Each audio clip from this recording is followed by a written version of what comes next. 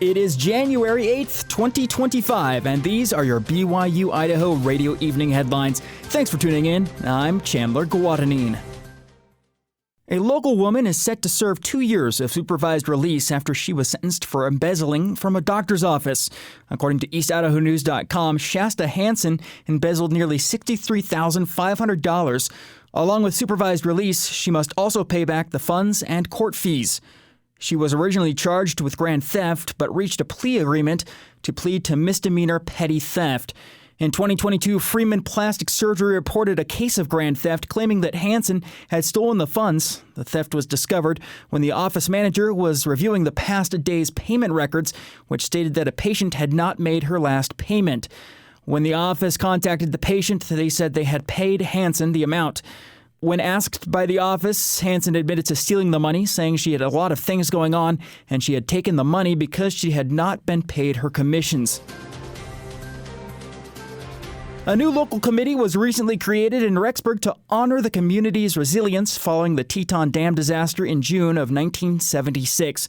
Flood 50 is a committee determined to recognize the incident that caused major damage to the area, submerging Sugar City in water and wreaking havoc to Rexburg's Main Street. On June 5, 1976, the Teton Dam was being filled for the first time when it broke, sending millions of gallons of water into neighboring towns. 2026 will, of course, mark 50 years since the flood, and the committee is working to collect stories about that day. Jed Platt, the cultural arts director for the city of Rexburg, shared one story he's heard so far. A woman was asked what she could do and was told to just make sandwiches. And so she made sandwiches all day to hopefully offer some relief to some people. And by the time the night came, she realized that she hadn't seen her children for hours. And she got a little nervous. And when they finally came home, she asked where they'd been. And they said, "We were driving cars." And she said, "What do you mean you were driving cars? You're 9 and 10 years old." And their neighbor owned a used car lot and was grabbing anyone he could to help drive the cars to higher ground. And so these little kids were helping to drive those cars. Ricks College, now BYU-Idaho, also played a pivotal role in survival and recovery after the collapse. As the floodwaters were coming, everyone was told to get to a higher elevation. And with the college on the hill, it became a command center. And so much of the area fled to that campus where they were housed, where they were clothed, where they were fed. Thousands of meals were served.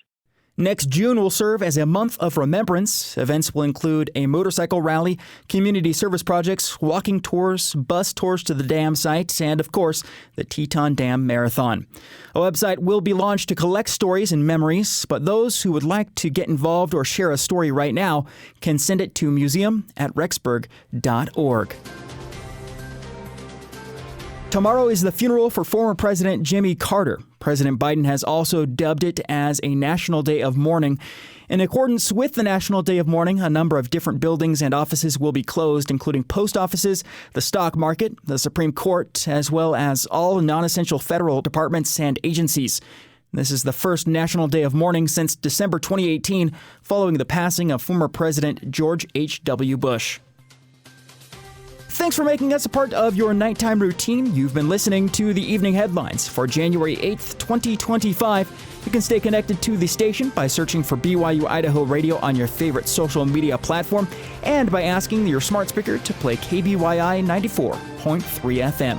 For BYU-Idaho Radio, I'm Chandler Guadagnine.